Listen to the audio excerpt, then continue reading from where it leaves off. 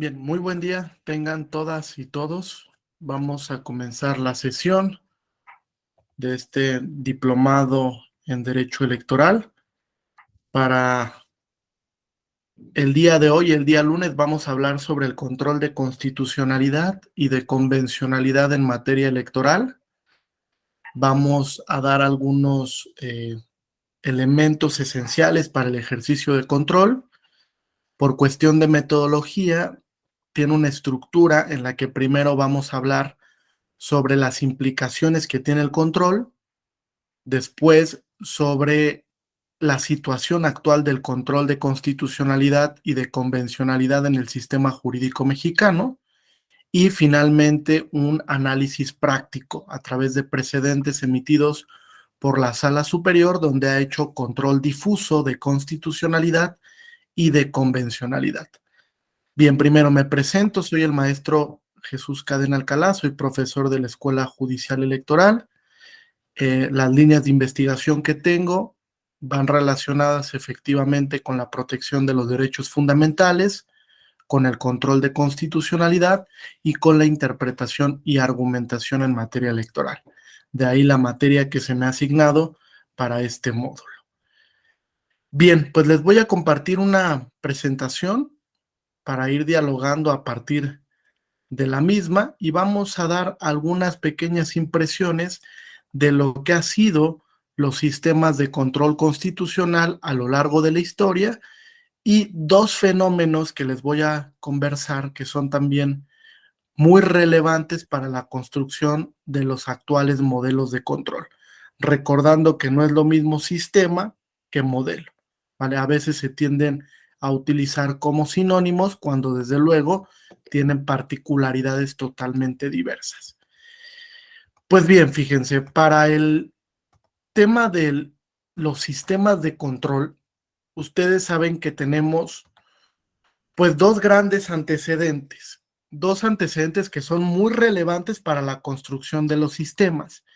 El primero es una sentencia emitida en 1803 por la Corte Suprema de los Estados Unidos en el caso Marbury versus Madison.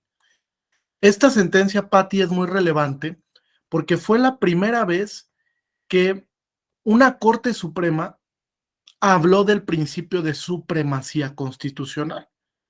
Un principio de supremacía constitucional que desde luego ha tenido una convergencia interpretativa, que no podemos entender ese principio que configuró la Corte Suprema, en el que situaba la Constitución en una posición preferente, en una posición de privilegio, en una posición, como dice el profesor Luis Prieto Sanchís, condicionante, porque es la que establece cuando una norma que integra el sistema es o no compatible con el texto constitucional, es decir, condiciona su vigencia.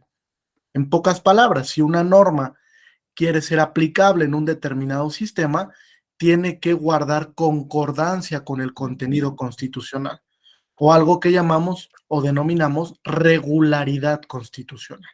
Entonces, este principio de supremacía que entendió la Corte Suprema de Estados Unidos, pues ha tenido una evolución sumamente notable. Por eso es que no podemos entender ese principio hoy en día sin la relación con el derecho internacional de los derechos humanos, del que hablaremos un poco más adelante. Entonces, esta Corte Suprema habló del principio de supremacía y estableció por primera vez que un órgano jurisdiccional tenía la posibilidad para inaplicar una norma en un caso en concreto. ¿Qué quiere decir? Que si la norma no era compatible con el contenido de la Constitución, todos los órganos jurisdiccionales tenían la posibilidad de inaplicar la norma. Desde luego que la inaplicación es el último lugar al que hay que llegar en el control difuso. Es decir, no es la regla general. La inaplicación debe ser un concepto excepcional en el control difuso, porque todas las normas gozan de un principio denominado presunción de constitucionalidad. Incluso este principio también lo diseña la Corte Suprema de los Estados Unidos. Y dice, bueno, no podemos dejar en la incertidumbre y estar ir aplicando normas nada más porque sí. Tenemos que velar porque las normas subsistan en el ordenamiento. Y solo en aquellos casos excepcionales donde no pueda salvar la constitucionalidad de la norma, entonces sí, en un ejercicio de control difuso, la inaplico. Eso fue lo que sucede en el caso Marbury versus Madison, una norma que no era compatible con el contenido de la Constitución norteamericana y por tanto se tuvo que inaplicar para resguardar el contenido de los principios establecidos en esa Constitución. Incluso podremos establecer que es la primera vez en la que tal cual una Corte Suprema llega a la posibilidad de inaplicación de una norma supeditada a la Constitución. Es decir, la Corte Suprema construye un concepto en el que establece que el principio de supremacía constitucional es capaz de desplazar al resto de las normas. Es decir, la Constitución no es una norma más del ordenamiento. La Constitución es una norma diferenciada, es una norma de privilegio y además es una norma que guarda una diferencia integrante en el sistema. Es decir, está en la cúspide del ordenamiento. ¿Vamos bien hasta aquí? ¿Hay alguna duda o pregunta? Todavía no. Ok. Entonces, ese es el primer gran antecedente, ¿no? Se construye el denominado control difuso, 1803. Vamos avanzando un poco más en la historia y llegamos a un año que es histórico para el constitucionalismo de nuestros días, el constitucionalismo contemporáneo. Esta fecha es muy importante porque es la primera vez en la que se habló de cuáles son las implicaciones de contar con un tribunal constitucional. Ustedes saben cuál es el primer tribunal constitucional en el mundo que funcionó, el Tribunal Constitucional de Austria. Es el primer gran antecedente de la funcionalidad y las implicaciones que debe de tener un tribunal para ser capaz de controlar al resto de las autoridades. ¿Y por qué de controlar al resto? Porque la idea que tiene el profesor Kelsen cuando crea el Tribunal Constitucional de Austria es precisamente la de controlar al Poder Ejecutivo, al Poder Legislativo y al Poder Judicial. Porque, ¿qué creen? Ese tribunal era autónomo, no pertenecía a ninguno de los otros tres poderes. Era un tribunal que efectivamente lo que buscaba era que no se ejerciera arbitrariamente el poder o que no hubiese un abuso en el poder por parte de las autoridades públicas, principalmente del Parlamento.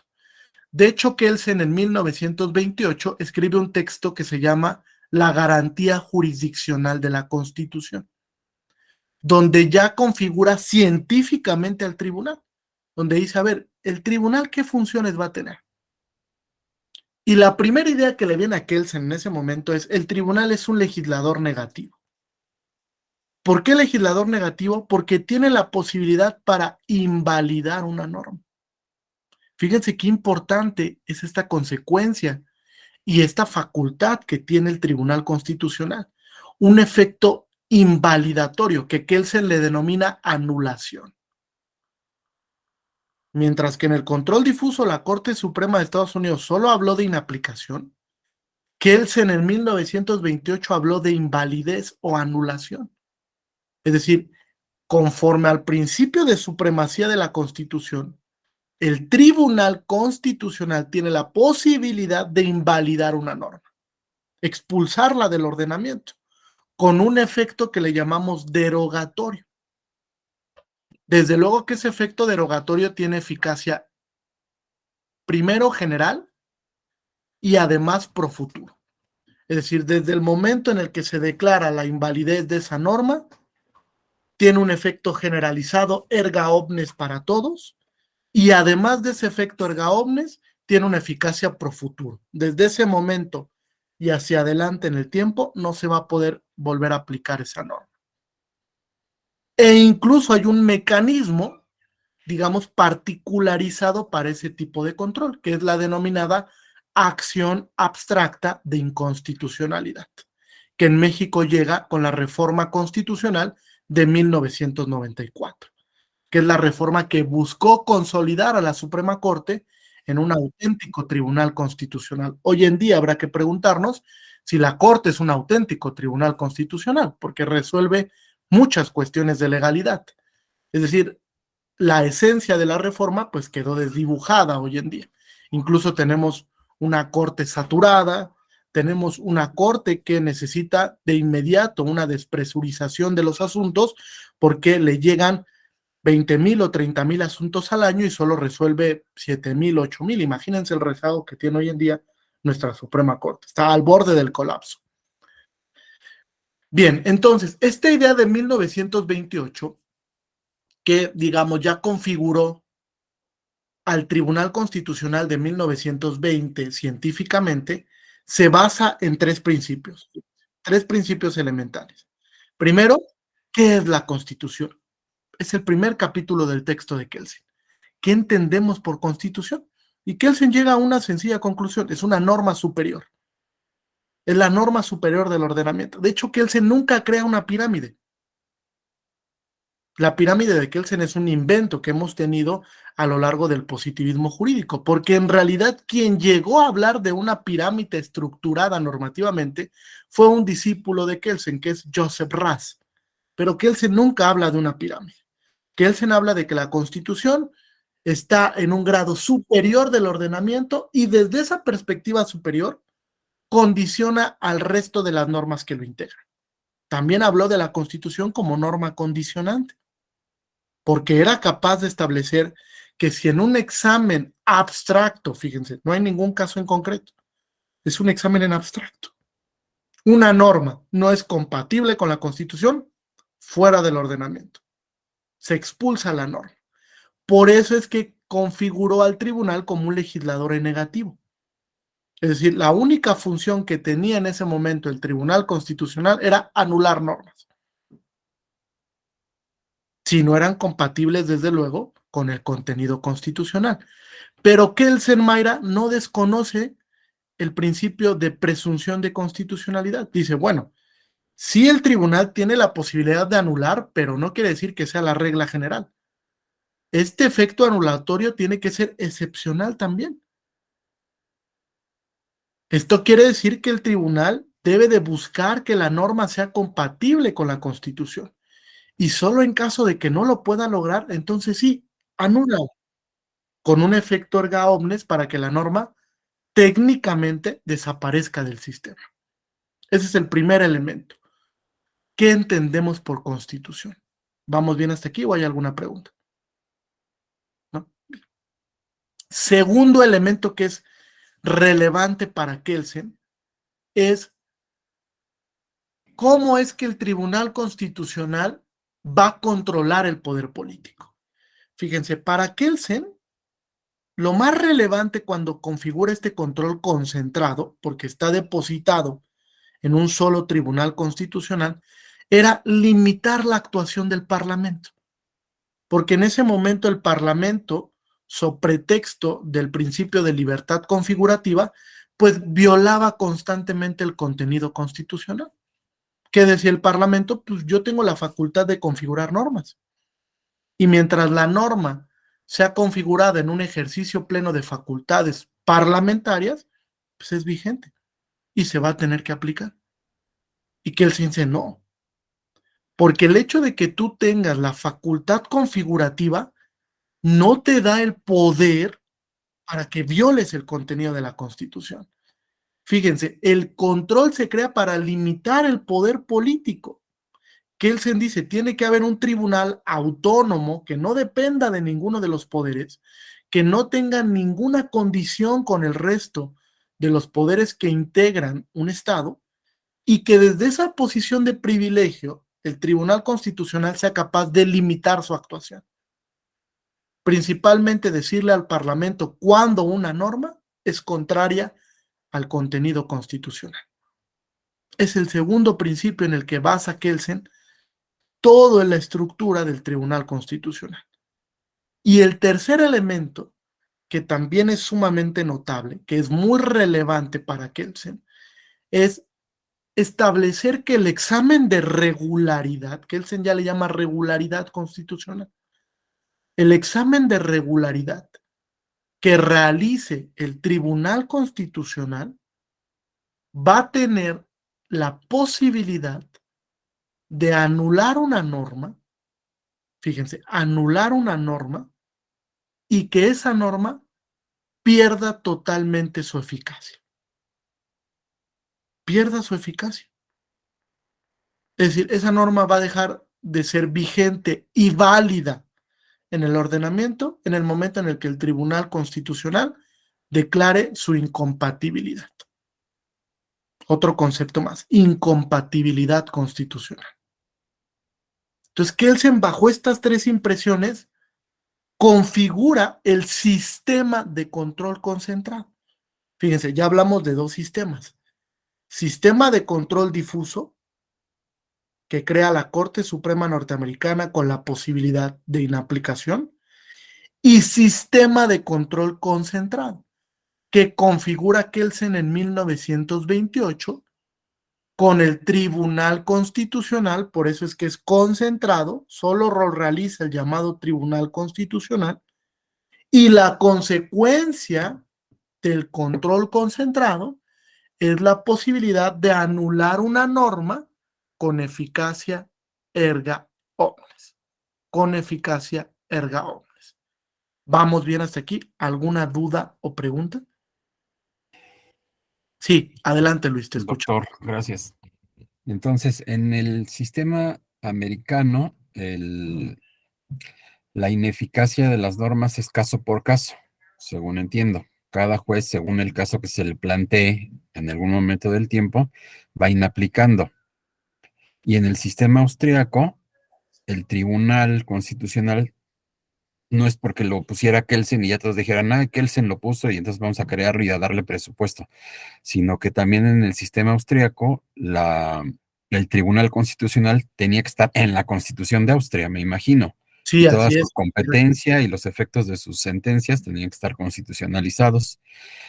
Sí está esa diferencia, o sea, los jueces de Estados Unidos tenían que ir inaplicando siempre y cuando se les planteara un caso. Sí, es correcto. Y en el caso de Austria, si alguien promovía alguna acción o no sé cuál era la vía procesal, todo se inaplicaba la norma completa. Sí, se Así fuera del invalidaba, caso. Luis. Ah, ok, ¿Vale? invalidaba, ok. O el efecto Ok, es anular la norma. Kelsen lo pensó incluso como un efecto derogatorio, ¿no? Se deroga la norma. ok, ok, Esa es la consecuencia. Hoy en día, bueno, habrá que repensar, porque hoy en día puede existir hasta un efecto abrogatorio. ya. Ha habido Sí, sí, ocasiones en las que la Corte declara la invalidez de todo un código o de toda una ley. Entonces, eso es más que un efecto derogatorio, es un efecto abrogatorio, tal cual. bien, Entonces, sí, en efecto, en el control difuso es un control en concreto, en casos en concreto, donde se le va planteando a los jueces la posibilidad de inaplicar una norma. Hoy en día, esa posibilidad ha evolucionado, porque tenemos el llamado control ex oficio, donde no se lo planteas a un juez, pero si un juez se percata prima facie que una norma puede ser incompatible con la Constitución, la pueden aplicar o la deben aplicar, porque es una obligación constitucional. Pero cuando nace en 1803, efectivamente, planteamientos en casos en concreto donde los jueces en Estados Unidos tenían la posibilidad de inaplicar la norma, solamente. Y evidentemente que solo beneficiaba a las partes que fueran al planteamiento. Hoy en día puede haber un efecto más allá de las interpartes, ustedes lo saben, con el interés legítimo, por ejemplo, donde se puede ver beneficiado un grupo, donde yo me puedo ver beneficiado porque pertenezco a una categoría sospechosa sin acudir al planteamiento propiamente constitucional. Y ha pasado en la justicia electoral, ha habido muchos casos donde se plantea un ejercicio de control difuso y el beneficio de la inaplicación de la norma no solo es para la persona que acudió al medio de impugnación en materia electoral, sino que beneficia a todo un sector, a todo un grupo en específico, a toda una comunidad. ¿Vale? Hablaremos de eso un poco más adelante, bien, pero es gracias, la esencia del control difuso. En gracias. cambio, el control concentrado, fíjate Luis, sí tenía su base en la Constitución de Austria. efectivamente. El primer gran tribunal del mundo es el Tribunal de Checoslovaquia de 1919, solamente que nunca entró en funciones. Es decir, nunca conoció de una acción en la que tuviera que invalidar una norma. Por eso es que digamos que se le da ese papel fundacional, si así lo quieren ver, al Tribunal Constitucional de Austria, porque él sí entra en funciones, un tiempo, porque después estalla la Segunda Guerra Mundial y se paraliza todo esto, ¿no? Digamos que era la idea correcta, pero viene la Segunda Guerra Mundial y se desdibuja todo el tema del control constitucional, ustedes lo saben. En Alemania se da un fenómeno en el que incluso se llegaron a aplicar normas que iban en contra de la Constitución, pues por el hecho de que se permitía, ¿no? Un positivismo muy rígido. A la norma está ahí vigente, aplica la juez. E incluso si ustedes ven los juicios de Nuremberg, el principal argumento de defensa de los jueces es que era derecho vigente, ¿no? Oye, ¿y por qué aplicaste esta norma que autorizaba a realizar que autorizaba a que mataras a una persona simplemente por su creencia religiosa? Y los jueces decían, pues es que era derecho vigente, ¿no? La tenía que aplicar, porque si no la aplicaba, quien iba a tener que padecer de ello, pues iba a ser el juez, ¿no? Entonces era un positivismo muy rígido, donde incluso no se cuestionaba la constitucionalidad de una norma. O sea, un juez no se ponía a revisar si la norma era compatible con la Constitución, simplemente la aplicaba y ya.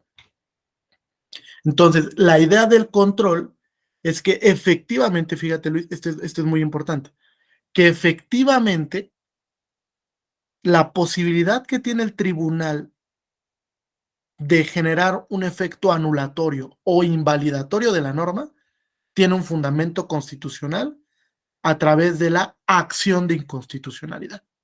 Ese era el mecanismo por excelencia. Llegabas con un planteamiento al tribunal en abstracto y el tribunal te tenía que decir si esa norma era o no compatible con la Constitución. Nada más.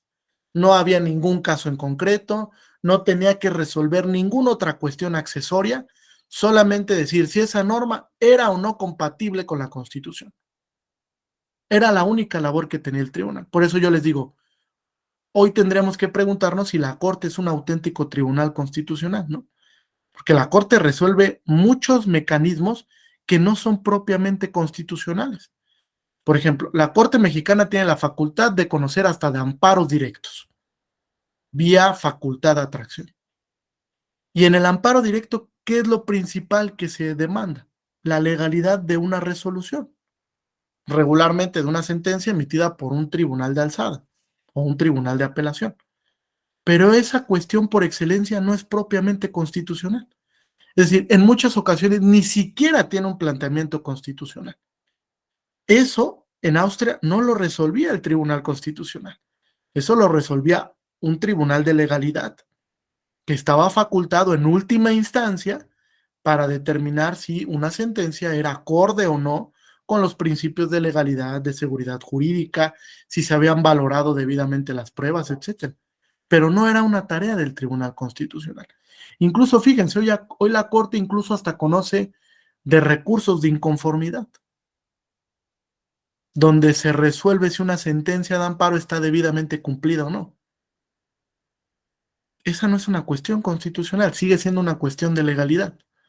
Entonces, creo que ha quedado desdibujada la intención que se tuvo en 1994, cuando se buscó que la Corte, incluso así está en la exposición de motivos, que la Corte mexicana se convierta en un tribunal constitucional a lo que él sea, es decir, bajo el modelo austriaco,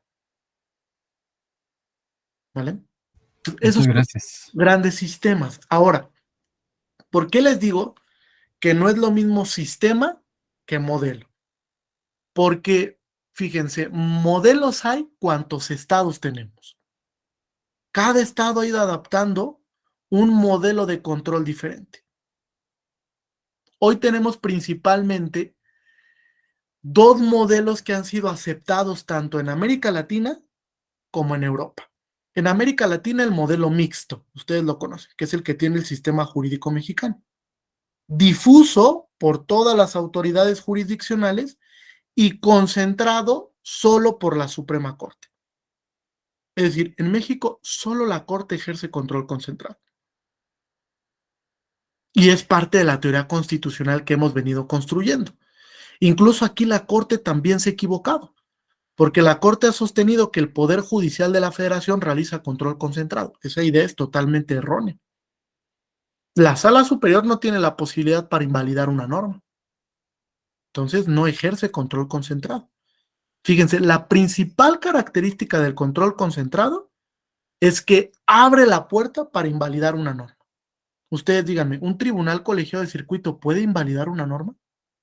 ¿Un juzgado de distrito lo puede hacer? ¿Los ahora próximos tribunales de apelación lo van a poder realizar? ¿No?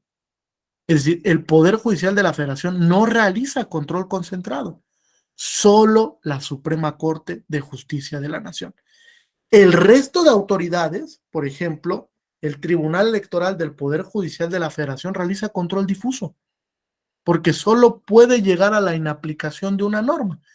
Desde luego que un control difuso particularizado, si así lo quieren ver, porque el efecto del control difuso hoy en día puede ser más allá de las partes que hayan concurrido a la justicia electoral. Y veremos algunos ejemplos de ello. Lo mismo pasa cuando se realiza un planteamiento a un juez de distrito, a un tribunal colegiado, a un juez local, a una sala civil o penal, donde la única posibilidad que tienen en un planteamiento de control es inaplicar la norma, solamente. Desde luego que la repercusión sobre la norma no es lo mismo en una inaplicación que en una invalidez. La invalidez tiene una severidad en la norma, mientras que la inaplicación es un poco más laxa, porque sí se inaplica en el caso en concreto, pero la norma sigue siendo vigente. Se le va a poder volver a aplicar a otra persona en otro caso en concreto y tendrá que reclamar la inaplicación. Bien hasta aquí. Entonces tenemos un modelo. Sí, Luis, adelante. Perdón, entonces, ahorita esto que estaba comentando de la inaplicación en control difuso, ¿qué diferencia tiene con las sentencias de amparo mexicano? Porque, bueno, hasta donde yo me quedé hace muchos años es que no soy amparista, entonces el amparo era como una inaplicación de la norma, de la norma que se había violado, o era una revocación del acto reclamado, pero porque no está acorde con la Constitución. Bueno, es que ¿Es correcto? el ¿O hay amparo, diferencias? fíjate, es que el amparo mexicano cumple múltiples funciones. Si tú te das cuenta, el amparo te puede servir como una habeas corpus, como un amparo contra temas en materia penal, pero también te puede servir contra un amparo contra normas, donde lo único que cuestionas es la norma. En el amparo contra normas autoaplicativas, por ejemplo, la norma entra en vigor y tú pues, la puedes cuestionar. Es Inmediatamente, que sí. tienes interés legítimo o jurídico. Entonces, en materia de amparo contra normas auto o heteroaplicativas, la consecuencia es que se te desincorpore la norma de tu esfera jurídica. Tradicionalmente así se ha resuelto siempre en el amparo. Ah, viene Luis al amparo contra la norma fulanita de tal. Si se declara la inconstitucionalidad de la norma, el juez de amparo va a decir, en los efectos, que se desincorpore la norma de la esfera jurídica de Luis. ¿Para qué? Para que no se le vuelva a aplicar a Luis. Desde este momento y hacia el futuro, pero solo a Luis, no a Gerardo, no a Elvira, no a Patricio. A nosotros se nos va a volver a aplicar esa norma y tendremos que acudir a impugnarla a través del amparo para que también se declare su inconstitucionalidad. Sobre todo, fíjate, porque la jurisprudencia no vincula a la autoridad administrativa, solo a la judicial. Entonces, quiere decir que la autoridad me lo puede volver a aplicar. Ah, se declaró la inconstitucionalidad de una norma porque establecía una multa excesiva, pero solo para Luis. Es decir, a Gerardo se la van a aplicar y Gerardo va a tener que acudir al amparo de manera individual para cuestionar la constitucionalidad de esa norma. Por eso es que es una desincorporización. Es lo mismo que una inaplicación, Luis, para que lo entendamos, para efectos prácticos, ¿no? Ahora, cuando se cuestiona un acto, pues puede ser la misma consecuencia, que el acto tenga un vicio de constitucionalidad. y que entonces se declare la inconstitucionalidad del acto y pierda sus efectos, porque carece de motivación, de fundamentación, porque la autoridad que lo emitió no estaba facultada, porque la autoridad se apoyó en una norma que era inconstitucional para emitirlo, etcétera. Porque el amparo es multifacético, si te das cuenta. Te sirve para muchas cosas. Incluso hoy tenemos un amparo especializado en materia de telecomunicaciones y competencia económica. Se ha ampliado la procedencia del amparo.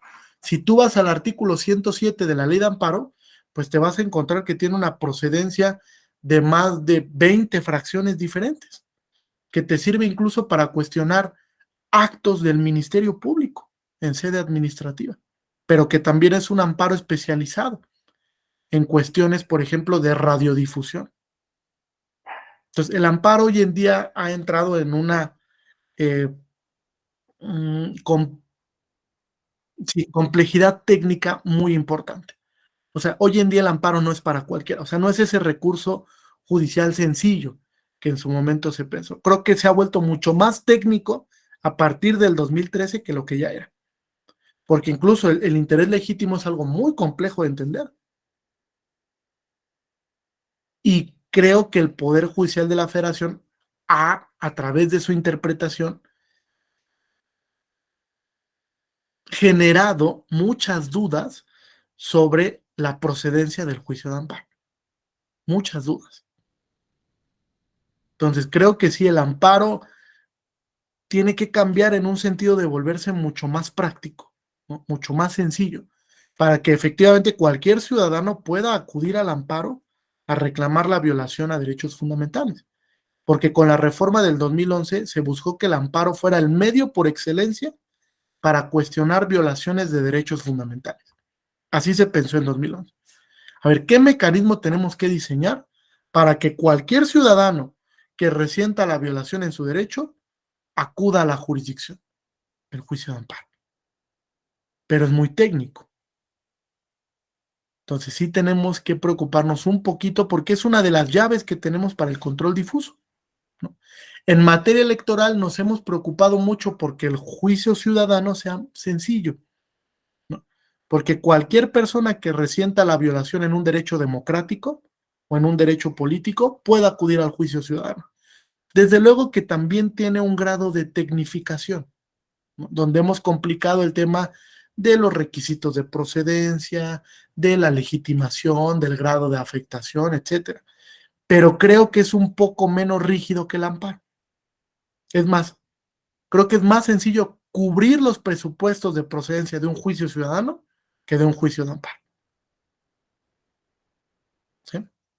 ¿Bien hasta aquí? ¿Alguna duda o pregunta? Gracias. Entonces, en resumen, fíjense, México tiene un modelo de control mixto o híbrido, concentrado por la Suprema Corte y difuso por el resto de las autoridades jurisdiccionales. Ahora, ¿cuándo entramos en este modelo? Vamos ahora a circunscribirnos al modelo mexicano nada más.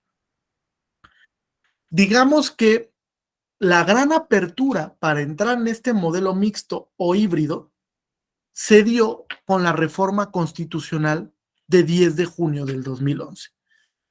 Esta reforma constitucional de 10 de junio del 2011 tiene tres principales implicaciones.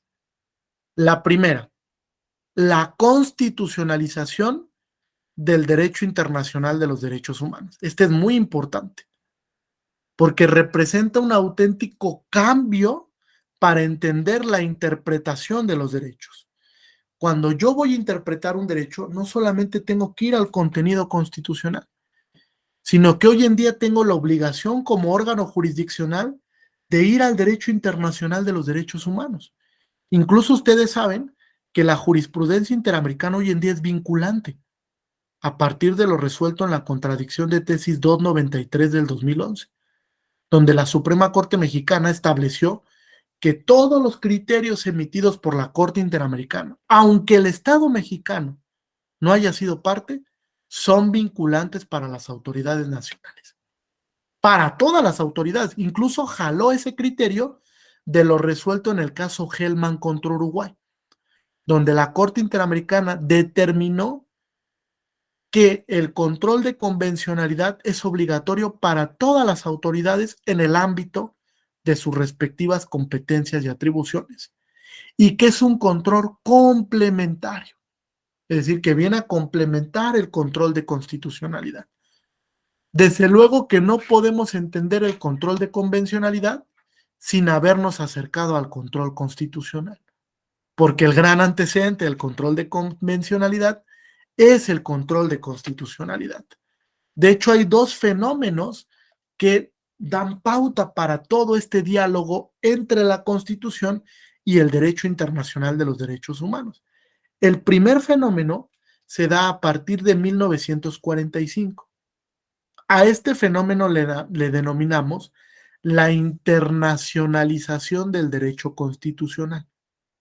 La internacionalización del derecho constitucional.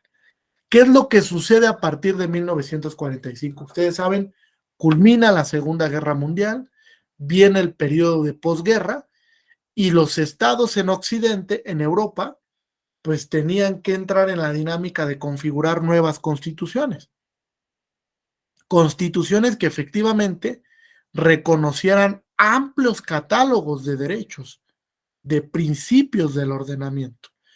Y entonces se empieza a dar un fenómeno en el que Italia, Alemania, España, Francia, empiezan a configurar nuevas constituciones, precisamente porque se daban cuenta que el concepto programático de una constitución ya no les iba a servir. Necesitaban incorporar en las constituciones principios, valores, derechos, libertades. Y por eso es que configuran nuevos contenidos constitucionales. Ese fenómeno se vio severamente influenciado por el derecho internacional, principalmente por la Declaración Universal de los Derechos Humanos. Ese tratado internacional es el que obligó a los estados a configurar sus constituciones nuevamente. Y ese fenómeno también llegó a América Latina. En 1988-89 se crea la Constitución brasileña, que es la primera que empezó a incorporar principios y valores en su constitución.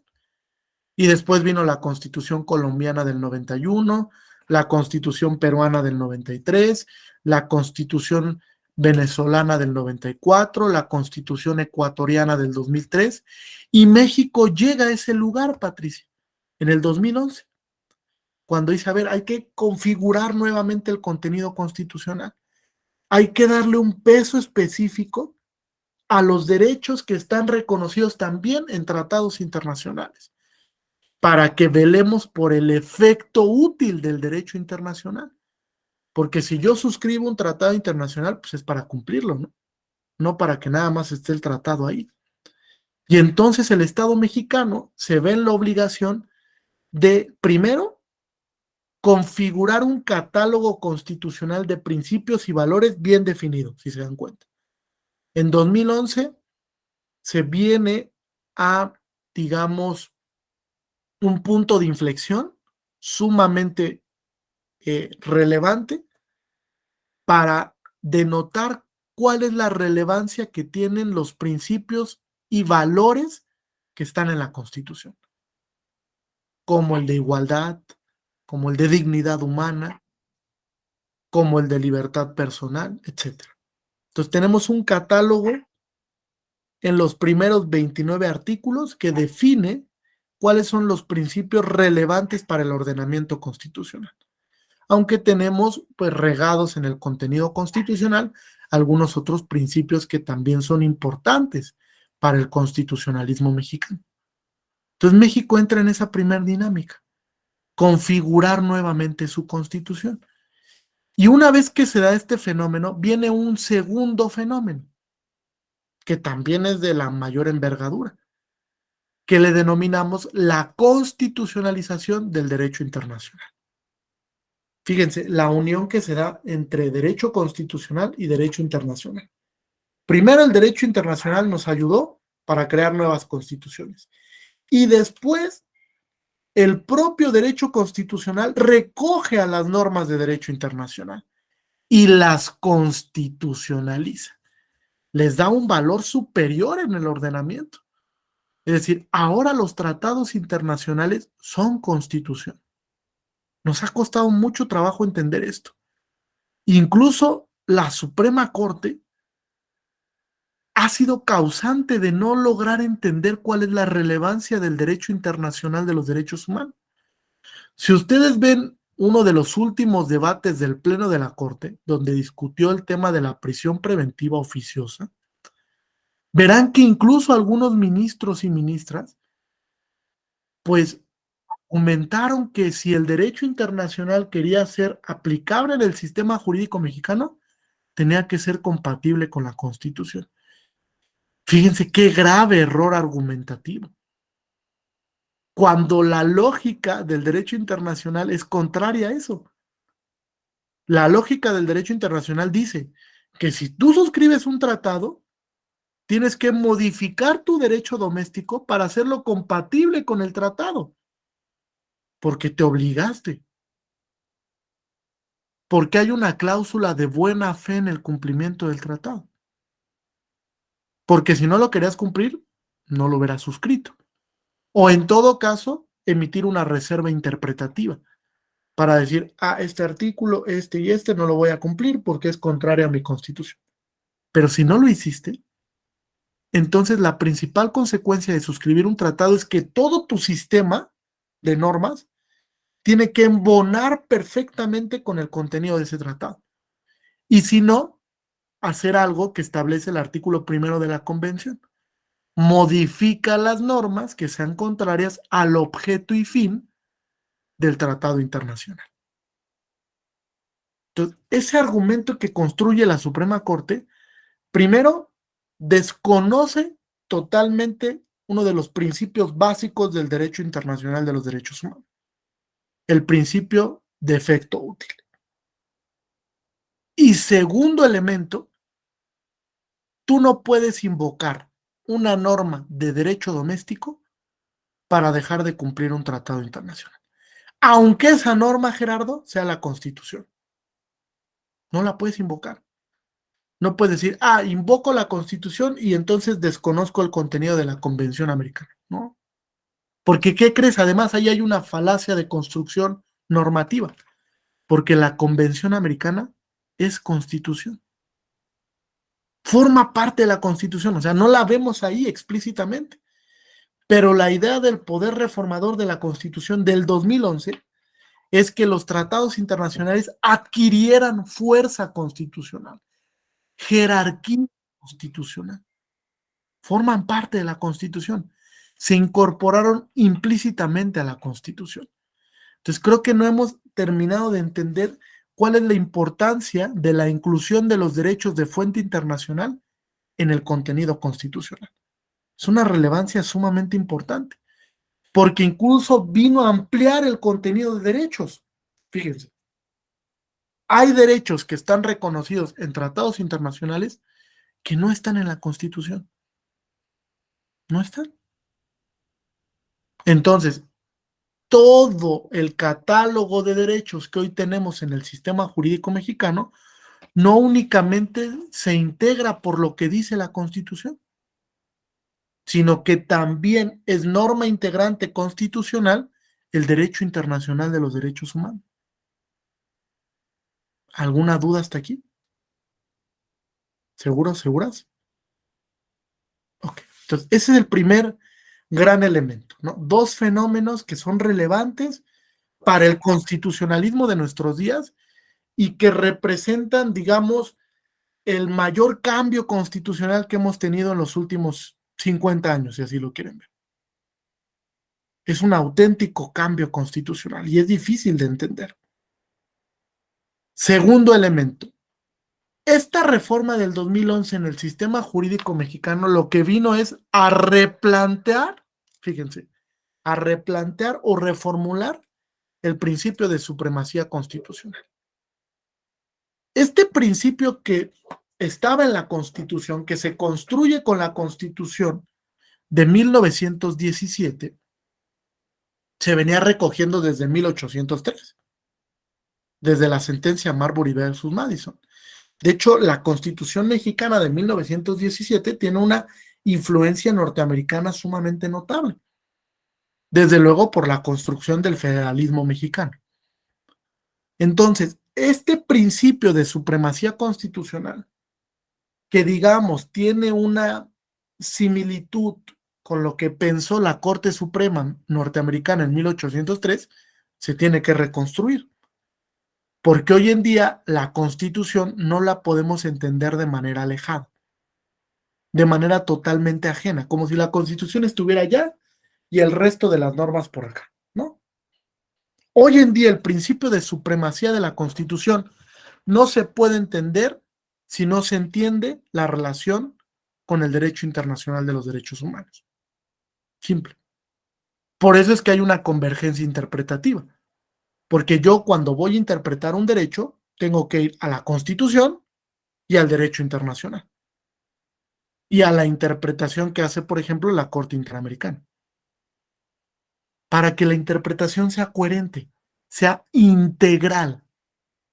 Lo que se buscó es que este principio de supremacía constitucional se reformulara a través de el control de convencionalidad y algo que llamamos interpretación hermenéutica, ¿vale? Interpretación hermenéutica, también llamada interpretación pro persone. Fíjense, la lógica es sencilla, solamente que a veces nos complicamos mucho. Fíjate en este planteamiento, Patricia. ¿Tú estás de acuerdo en el que va a haber ocasiones en las que un derecho pues se potencialice más en un tratado internacional, ¿no? Es decir, que un derecho que está reconocido en la Constitución también esté reconocido en un tratado y en el tratado se maximice el derecho. Es decir, yo obtenga una mayor protección en el tratado que lo que dice la Constitución. ¿Estás de acuerdo? ¿Qué te dice tu lógica en cuanto a la aplicación? O sea, si el tratado protege más que la Constitución, ¿qué debo de aplicar? El tratado. El tratado, porque el tratado es Constitución. ¿Están de acuerdo todos? Es decir, ¿va a haber ocasiones en las que el derecho internacional desplace a la Constitución? Sí. ¿Esto es indebido? No, porque simplemente es la norma que más beneficie o que menos restrinja el derecho. Fíjense la fórmula, no la desdibujen. El tratado sigue siendo Constitución. Eso nos ha costado trabajo entenderlo. Porque a veces cuando tú vas a un órgano jurisdiccional y le dices, no me apliques la Constitución, aplícame el tratado, ¿qué te dice? No, ¿cómo voy a dejar de aplicar la Constitución? No es que la estés dejando de aplicar. Al final de cuentas, el tratado internacional también es Constitución. Pero esa fórmula, si la entendiéramos, se terminarían los problemas de interpretación constitucional. Porque es el gran elemento distintivo de la reforma del 2011. Incluso ni la Corte lo entendió. Porque si ustedes van a la contradicción de tesis 293 del 2011, ¿qué dice la Corte? Pero cuando haya una restricción expresa en un derecho reconocido en la Constitución, deberemos de estarnos a lo que marca la Constitución. ¿Y quién lo dijo? Nadie. Bueno, la Corte, ¿no? Evidentemente. Pero el poder reformador en el 2011 no dijo eso. El poder reformador nunca dijo, pero habrá ocasiones en las que únicamente habrá que estar a lo que marca la Constitución, ¿no? Incluso en la exposición de motivos de esa reforma del 2011 se dice, los tratados internacionales adquieren jerarquía constitucional. Así lo dice la exposición de motivos. Entonces, si yo prefiero un tratado en lugar que la Constitución, pues esto no es indebido. Simplemente estoy haciendo un ejercicio hermenéutico en el que privilegio el tratado porque es más protector o menos restrictivo que lo que marca la Constitución. En sentido contrario sería igual, Pati. Si yo te digo, a ver, la Constitución protege más que el tratado, ¿qué vas a aplicar? La Constitución. La Constitución. Es una fórmula hermenéutica que le llamamos criterio de selección normativa. Criterio de selección de la norma. Y el criterio de selección normativa entiende que no importa la fuente. Esa es la primera base. No importa la fuente. No importa si la fuente es constitucional o si la fuente es de derecho internacional. Lo relevante es que la fuente que tú elijas, o sea, la más benéfica, o sea, la menos restrictiva. Incluso así lo ha entendido la Corte en otras sentencias, donde ha dicho, a ver, la fuente no importa, porque entre la Constitución y el derecho internacional, ¿qué creen? No existen jerarquías ex ante. Así lo dijo la Corte en una acción de inconstitucionalidad 155 del 2007. Incluso esa acción hoy en día se está retomando, porque ya está circulando el proyecto de la prisión preventiva oficiosa de la acción de inconstitucionalidad por el ministro Luis María Aguilar y retomó esa acción de inconstitucionalidad, donde la Corte dijo, entre la Constitución y el derecho internacional no hay jerarquías, por lo menos no ex ante, tienen el mismo valor en el ordenamiento. Y solamente en casos en concreto donde la Constitución sea más benéfica, aplicas la Constitución. Y donde el tratado sea más benéfico, aplicas el tratado. Y se acabó el dilema interpretativo.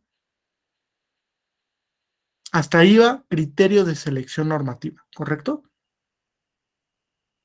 Esto es porque estamos reinterpretando o reformulando el principio de supremacía constitucional. Gerardo, adelante, antes de continuar. Buenos días, doctor. Fíjese que a mí en lo particular me causa un poquito de dudas esta cuestión de interpretación constitucional, la supremacía, porque, bueno, a mí me tocó ver en materia fiscal cómo intentaron hacer valer que en el Pacto de San José estaba establecido el derecho a acceso a Internet y no solo eso, sino la obligación de proveer las herramientas electrónicas para el acceso. O sea, estoy hablando hace 10 años, ¿no? Ahorita ya hubo una acción gubernamental para establecer Internet medio feíto, si ustedes quieren, pero todas las cabeceras municipales tienen ya un acceso a Internet gratuito. Pero en aquel tiempo se hacía valer precisamente lo del derecho humano, el acceso a Internet. Y yo no vi ninguna resolución de la Corte que dijera, en efecto, SAT no le puede reclamar, no le puedes solicitar al contribuyente que cumpla con la obligación por Internet si no le das el acceso ni las herramientas. Entonces, por eso yo creo que también tenemos que atender al espíritu del tratado y el espíritu de la norma constitucional.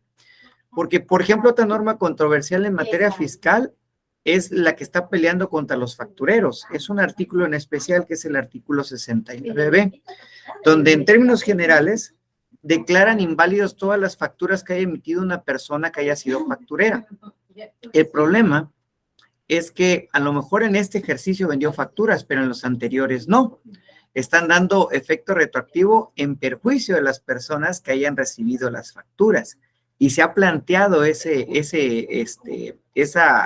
inconstitucionalidad del criterio, y aún así la Corte no, porque atienden al principio de que es más importante abatir los factureros que respetar el espíritu de la norma. Entonces, por eso yo ahorita que estaba platicando esto de que el tratado internacional va por encima, bueno, no por encima, que esté en un plano de igualdad y que hay una opción de no me apliques la norma constitucional, sino aplícame la norma convencional internacional. Yo creo que el criterio de aplicación va a depender del espíritu de lo que se pretenda proteger. Claro. Si el interés nacional o el interés personal individual. Bueno, esa era mi opinión. Fíjate, pero creo que ahí también habría que abonar a algo que denominamos la configuración del contenido del derecho. Es decir, en realidad donde encontramos la configuración de lo que es un derecho es en la interpretación. Por eso es que hay que ir a precedentes nacionales y a los precedentes interamericanos.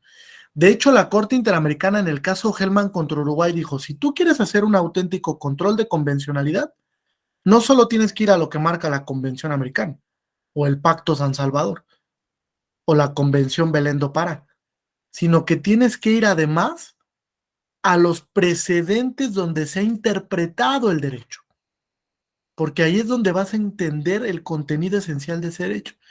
¿Qué se entiende por libertad personal, por integridad, por libre desarrollo, etcétera?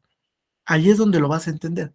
Y creo que ese ejercicio hasta hoy en día ha quedado un poco inacabado. Primero, porque los tribunales no están acostumbrados a aplicar precedentes interamericanos. ¿Están de acuerdo? O sea, salvo la Suprema Corte, la Sala Superior, etcétera, es raro que un juez ordinario te aplique un precedente interamericano. Segundo, porque cuando te lo aplican mal, porque no hay diálogo jurisprudencial. En realidad, lo que hace un juez, yo lo he visto en análisis que hemos hecho en la escuela judicial, lo que hace un juez local cuando va a un precedente interamericano es copia y pega lo que dijo la Corte Interamericana. Eso no sirve. No es diálogo eso. Diálogo implica que efectivamente comprenda lo que dijo la Corte Interamericana y después los traslade al ámbito nacional y explique por qué ese precedente interamericano es aplicable a mi caso en concreto. Eso no es sencillo, ¿eh? Porque primero tengo que visualizar que las premisas de mi caso sean similares a las del caso interamericano. Y una vez que verifique esto, entonces sí, puedo definir que efectivamente ese precedente resultará aplicable. Hoy en día, salvo la Suprema Corte, así se los voy a decir, y la Sala Superior, nadie más sabe dialogar con la Corte Interamericana. O muy difícil lo hace.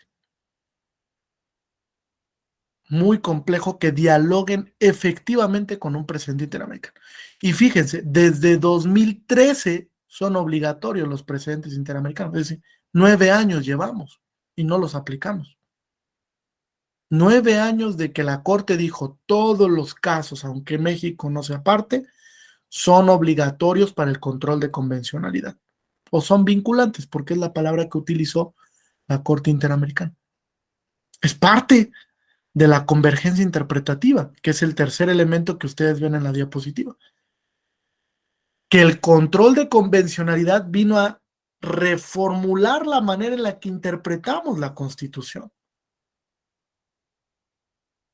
Totalmente. Vino a replantear la protección de los derechos desde la óptica internacional, para que yo me acerque a una opinión consultiva, a un caso contencioso, y lo traslade a mi caso en concreto y lo apliquen en sede nacional.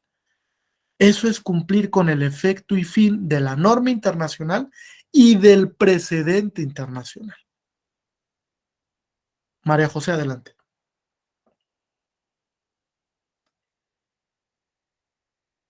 María José, o se levantó la mano. Creo que sí, ¿no? Por error. Bueno, entonces esos son los tres elementos, ¿no? La constitucionalización del derecho internacional, la reformulación del principio de supremacía y la convergencia interpretativa frente al control de convencionalidad. Vale, vamos a llegar al control de convencionalidad. Voy a explicar todo el desarrollo del control.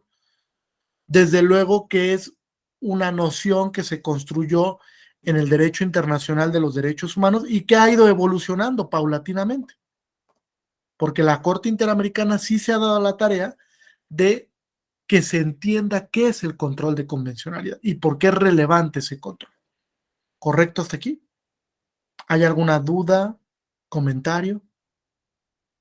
¿Mayra? ¿No? Okay. Vamos a avanzar entonces. Ahora, a partir de esta inclusión, si así lo quieren ver, de el derecho internacional con el derecho constitucional, se denominó o se construyó una noción llamada bloque de constitucionalidad. Ustedes la han llegado a escuchar, supongo. Esta noción bloque de constitucionalidad lo que vino a hacer es que la Constitución ahora, en el momento en el que se armoniza, se integra con el derecho internacional de los derechos humanos, pues forma un bloque de normas. Un bloque de normas cuyo objeto es, primero, ampliar la gama del reconocimiento de derechos y segundo, pues establecer que la relación Constitución-Derecho Internacional es uno solo. A final de cuentas, este bloque está en la cúspide del ordenamiento. Y la noción bloque, pues ha tenido un desarrollo muy importante en América Latina. Por ejemplo, la Constitución peruana de 1979 es la primera de la que habló de la palabra bloque de constitucionalidad dentro del contenido de una constitución, para hacer referencia a que la constitución pues puede nutrirse de otro tipo de principios, valores, derechos, pues reconocidos en el propio ordenamiento o en el derecho internacional. En México utilizamos por primera vez el concepto bloque de constitucionalidad en el expediente Varios 912 del 2010. El caso de la recepción de la sentencia emitida por la Corte Interamericana en el caso Rosendo Radilla Pacheco contra México. Este expediente Varios sirvió para muchas cosas. Para la configuración del control difuso de constitucionalidad, para la reformulación del principio de supremacía constitucional y también para establecer que entramos en una dinámica de bloque de constitucionalidad entre el derecho internacional y el derecho constitucional. Ahora, también hay algo que le hemos denominado bloque interpretado, ¿vale? El bloque interpretado, digamos que se configura normativamente no solo por lo previsto en la Constitución y por los derechos de fuente internacional, sino también por la jurisprudencia nacional y por la jurisprudencia interamericana. Entonces, son 4 normas integrantes del bloque interpretado: Constitución, Derecho Internacional, Jurisprudencia Nacional y Jurisprudencia Interamericana. Estas 4 normas integran el bloque de constitucionalidad interpretado. Esta noción la construye el profesor José Luis Caballero Ochoa en su tesis doctoral sobre México y los tratados internacionales, que es un análisis de derecho comparado México-España sobre las implicaciones que tiene el derecho internacional de los derechos humanos. Ahí construye la noción bloque interpretado de constitucionalidad. ¿Correcto hasta aquí? Sí, este bloque interpretado está en la cúspide del ordenamiento, condiciona al resto de normas y de actos, como decía con Luis, porque también los actos están condicionados a respetar el bloque, a que sean compatibles con lo que marcan esos principios, valores, derechos, libertades constitucionales. También están condicionados a ese respeto. Y si un acto no es compatible con el bloque, se declara su inconstitucionalidad. Lo mismo pasa con una norma. Sí, la norma goza del principio de presunción de constitucionalidad, correcto. Pero si no respeta el bloque, se va la norma. En un control difuso se inaplica, en un control concentrado se invalida. ¿Bien hasta aquí? Ahora, la Suprema Corte Mexicana se ha dado a la tarea de confundir conceptos entre bloque y parámetro. Si ustedes se dan cuenta, a este bloque la Corte le llama parámetro de control de regularidad constitucional. No es lo mismo el bloque que el parámetro. El bloque es toda esta amalgama de principios, mientras que el parámetro va a ser aquella norma que yo seleccione del bloque que me va a servir para el análisis propiamente constitucional. ¿Se entiende? Esta parte es muy irrelevante. Tengo todo el bloque: Constitución, tratados, jurisprudencia nacional y jurisprudencia interamericana. De todo ese bloque, voy a elegir sobre la norma que me va a servir para el examen de regularidad. ¿Vale? Puede ser una norma constitucional, puede ser una norma de derecho internacional, puede ser una jurisprudencia emitida por la Suprema Corte o una jurisprudencia emitida por la Corte Interamericana. Una vez que yo selecciono la norma del bloque que me va a servir para el análisis propiamente constitucional, esa norma se convierte en parámetro de validez. parámetro. Porque para que la norma que está debajo, sujeta a control, se determine su constitucionalidad y su convencionalidad, tiene que ser perfectamente compatible con mi norma parámetro, la que está aquí arriba. Dejó de ser bloque y ahora se convirtió en norma parámetro. Aquí está la norma sujeta a control, aquí está la norma parámetro. Si esta quiere subsistir en el ordenamiento, tiene que ser compatible con el parámetro. Y el parámetro, entonces, es vertical. ¿Bien hasta aquí? ¿Se entendió esta parte, entonces? ¿Vale? Porque la Corte habla indistintamente de bloque y de parámetro, como si fueran sinónimos, y no lo son. Una cosa es todo el bloque que tengo de constitucionalidad, y otra cosa es el parámetro que yo seleccione para mi caso en concreto. ¿Vale? ¿Alguna duda en cuanto a la configuración del bloque? ¿No? Vamos a avanzar entonces. Aquí digamos que lo explica de una manera mucho más sencilla. Fíjense, dice, bloque es el catálogo amplio de derechos fundamentales cuyo ámbito de protección es nacional e internacional. ¿Vale? Ambos con vigencia constitucional. Quiere decir que los derechos humanos de fuente internacional son constitución.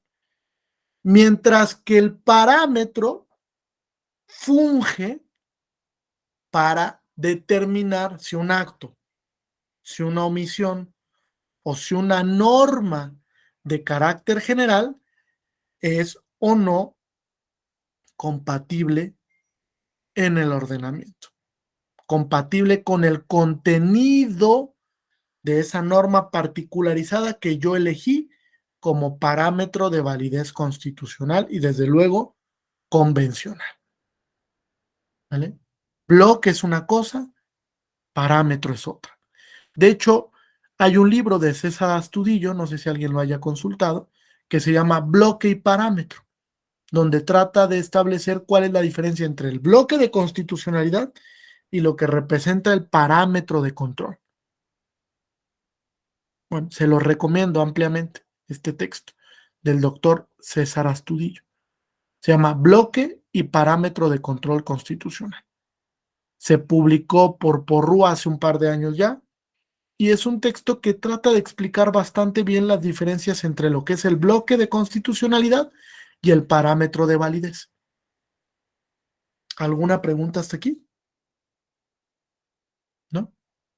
Ok.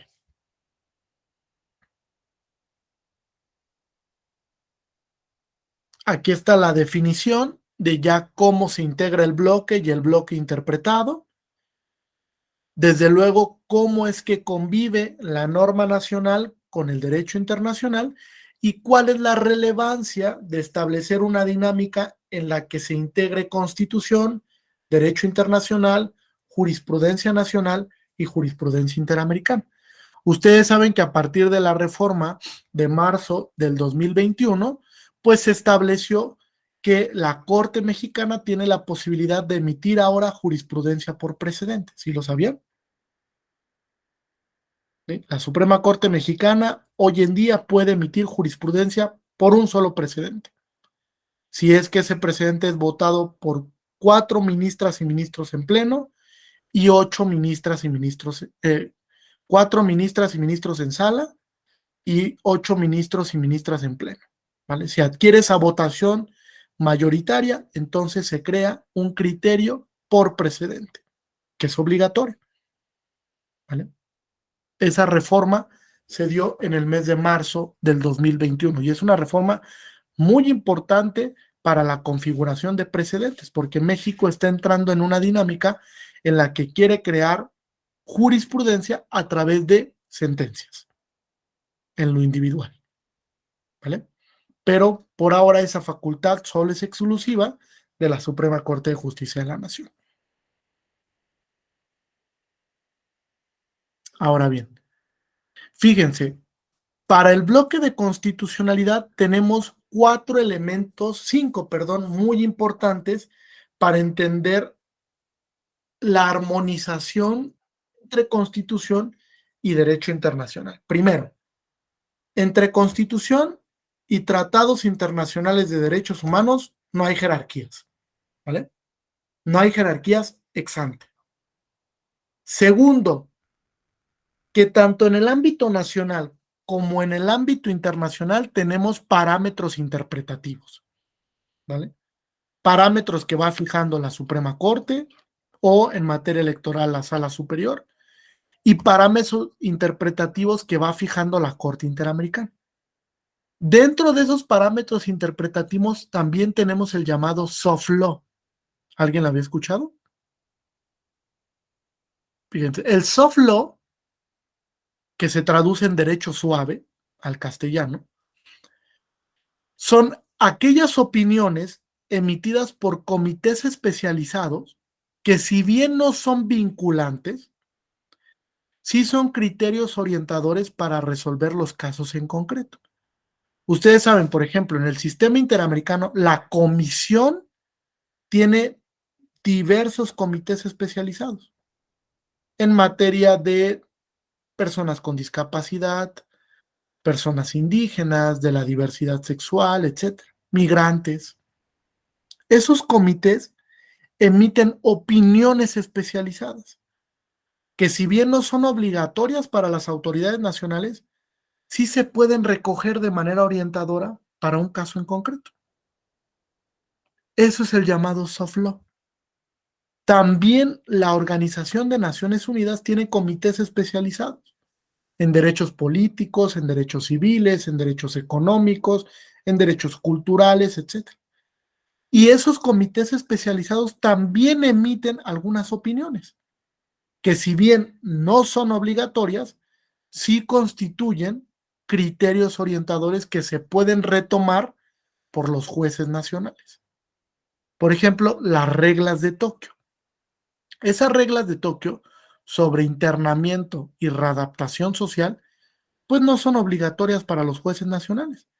Sin embargo, al ser soft law, sí se pueden recoger para que como criterio orientador se apliquen en casos en concreto, ¿vale? Al final son parámetros interpretativos también.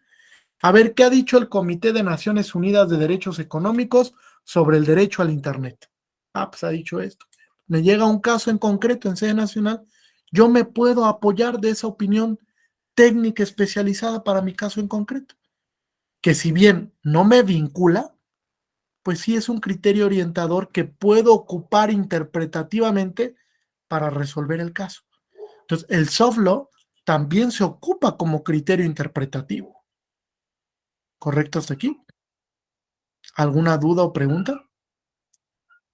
Ahora, como tercer elemento tenemos la cláusula de apertura. La cláusula de apertura, ¿qué nos dice? Que el listado de derechos no termina ni en el contenido constitucional ni en el derecho internacional, porque también hay derechos que se crean vía interpretación. ¿Sabían esto?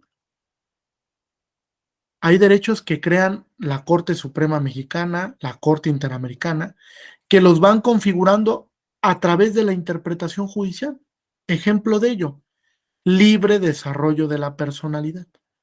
Si ustedes van a la Constitución o algún tratado internacional, no van a encontrar el reconocimiento de este derecho, porque es un derecho que configuró la Corte Mexicana a través de la interpretación judicial, donde ha intentado explicar qué se entiende por libre desarrollo de la personalidad, que es una libertad residual, que es una libertad que puede ocupar varios lugares para la protección de la persona humana, desde, por ejemplo, el poder decidir libremente sobre sus metas personales hasta un lugar donde se vincule con la libertad sexual y la libre autodeterminación de su cuerpo. Entonces, es un derecho que se ha configurado interpretativamente. Esto, fíjense, rompe con la idea que tuvo Kelsen en su momento, porque Kelsen dijo, a ver, los tribunales o el Tribunal Constitucional solo va a representar un legislador negativo. Solo eso. Es decir, va a poder invalidar normas, expulsarlas del ordenamiento. Hoy en día no. Hoy en día los jueces también son legisladores positivos, porque crean derechos a través de su interpretación. Hay un texto que les voy a recomendar del profesor Carlos Bernal Pulido, que es un profesor colombiano, que se llama Los derechos no enumerados. Y ahí Carlos Bernal Pulido explica, pues, que va a haber ocasiones en las que se configuren derechos a través del quehacer interpretativo de las y los jueces. Por ejemplo, la Corte Interamericana en el caso Hellman 1, configuró el derecho a la identidad. Si ustedes van a la Convención Americana sobre Derechos Humanos, no van a encontrar el derecho a la identidad. Es un derecho que se configuró interpretativamente por la Corte Interamericana. Y hoy en día el derecho a la identidad es de la mayor relevancia. Ha servido para muchos casos el tema de la identidad, desde casos de reasignación sexogenérica hasta temas como los que han llegado hoy a la justicia electoral, como el no binarismo, donde una persona no se identifica ni como hombre ni como mujer. Y eso va de la mano con el derecho a la identidad. Hoy la Sala Superior hace un par de meses resuelve un caso sobre las personas no binarias, un caso muy complejo, que se escapa al derecho. Ahí es cuando le damos la razón a Ronald Dworkin, ¿no? Las y los jueces no solo tienen que ser abogadas y abogados, sino filósofos también, porque hay cuestiones que se le escapan al derecho. Por ejemplo, el tema del no binarismo es un tema antropocéntrico, sociológico, desde luego también. Es un tema también en el que hay que analizar las cualidades de la sociedad mexicana para ver cómo adaptamos el no binarismo. Y que hoy en día llega al tema de la justicia electoral. Y la Sala Superior intenta dar una respuesta. No sé si fue correcto o no, pero la respuesta de la Sala Superior es que si una persona se identifica como no binaria, va a ocupar el lugar destinado para los hombres, no para las mujeres, tratando de armonizar el principio de paridad de género. No sé si fue la respuesta correcta o no. Lo que estoy diciendo es que intentó dar una respuesta, porque el tema del no binarismo creo que es muy complejo, Aventarse así a dar una respuesta sin un análisis propiamente sociológico y de las implicaciones que tiene el no binarismo es muy complejo, y va a servir para muchos abusos, porque los partidos políticos por naturaleza son abusivos. Y lo hemos visto en muchos temas, por ejemplo, en el tema de la autoadscripción, ¿no? Donde, a ver, pues tú autoadscríbete como miembro de una comunidad y ya, te vamos a postular. Oye, pero viene la comunidad y dice, pues él ni siquiera pertenece a la comunidad. Pasó con el caso del Mijis, ustedes lo sabrán, donde el Mijis se autoadscribió como persona indígena y después vino la comunidad a la justicia electoral y dijo, no, él no pertenece aquí. Nunca ha sido miembro de la comunidad. Entonces, ha habido abusos por los partidos políticos. Ahora vamos a ver cómo se maneja el tema del no binarismo para el proceso electoral 2024, porque estoy seguro que va a haber muchas personas que de repente van a ser no binarias, ¿no? So pretexto de ocupar un lugar en los puestos de elección popular vía partidos políticos. Entonces, eso desdibuja todo el tema del no binarismo, del tema de la identidad, ¿no? María José, ¿alguna pregunta? No, creo que no. Hasta aquí, a ver, ¿alguna duda o pregunta de lo que hemos discutido? ¿No? ¿Seguros? Ok. Bueno, entonces tenemos la cláusula de apertura, ¿va? ¿Se entiende la cláusula de apertura? Va a haber ocasiones en las que se configuren derechos vía interpretación y ese derecho se incluye al contenido constitucional, ¿vale? Cuarto punto, ustedes saben que para la aprobación de tratados internacionales hay un proceso especial, un proceso sui generis, donde viene la firma del Ejecutivo Federal y la ratificación del Senado de la República. Entonces, una vez que viene la ratificación del Senado de la República, ese tratado internacional adquiere plena vigencia. Se va a tener que aplicar sí o sí. Y con la plena vigencia viene a ver el principio de adaptación normativa, ¿eh? Es decir, tú suscribes un tratado, se ratifica, la primer consecuencia directa que hay es adapta tu sistema al tratado. Porque si no, en un control concentrado de convencionalidad que ejerza la Corte Interamericana, va a declarar la inconvencionalidad de cualquier norma, incluso de la Constitución. Para el día lunes les recomiendo leer una sentencia interamericana para que la podamos discutir, que es el caso Olmedo Bustos contra Chile. Léanla. Olmedo Bustos contra Chile. Es muy emblemática porque es la primera vez que la Corte Interamericana declaró la inconvencionalidad de una constitución. No es sencillo esto, ¿eh? Declarar la inconvencionalidad de una constitución nacional es algo muy complejo. Sí, Gerardo, adelante. Perdón, doctor, no es comentario como tal. ¿Tendrá usted a mano la resolución de la sala, el que platicó del no binarismo? Sí, ahorita se las comparto, ya que Muy vayamos amable, concluyendo. Claro que sí. muy amable, gracias. No a ti. Entonces, Olmedo Bustos contra Chile, ¿vale? Fíjense, el control de convencionalidad es tan relevante que puede declarar la invalidez de una constitución nacional y obligar al Estado a que modifique la constitución. ¿Y por qué es relevante este tema hoy en día? Porque en México ustedes saben que se está discutiendo un tema en el sistema interamericano: arraigo y prisión preventiva oficiosa, que son dos figuras que están reconocidas a nivel constitucional.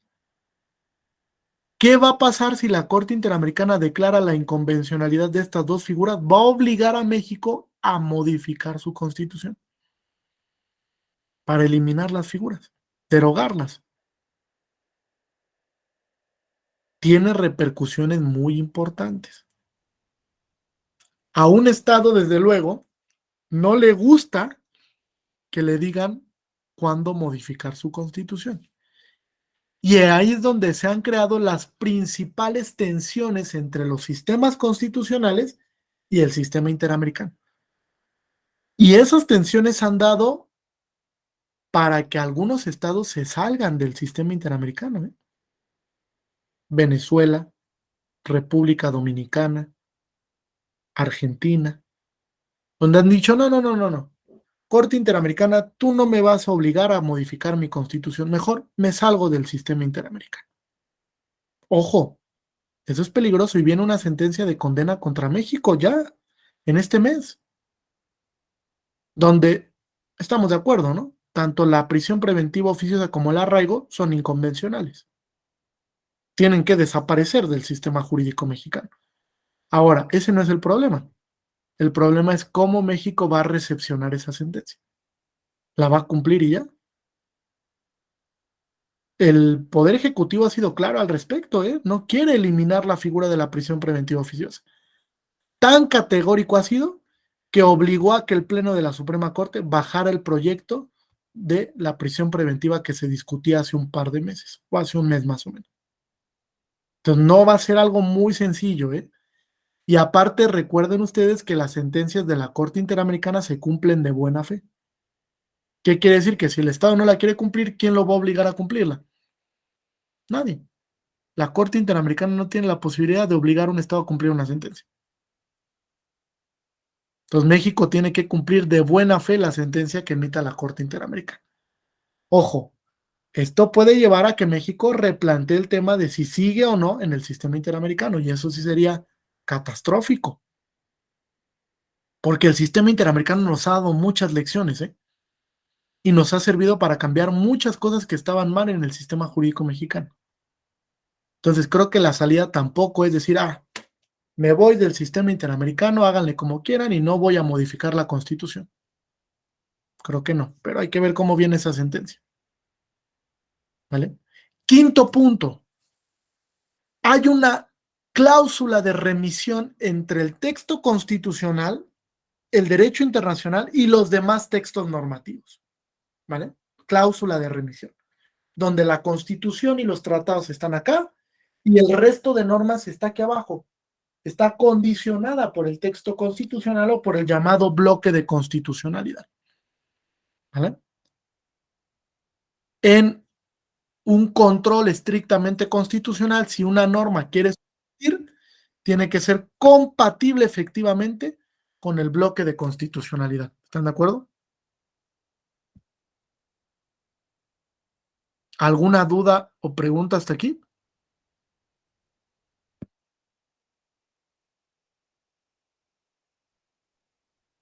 ¿No? ¿Ninguna?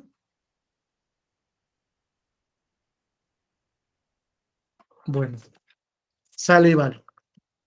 Permítame un minuto porque ya va a morir la batería de esto.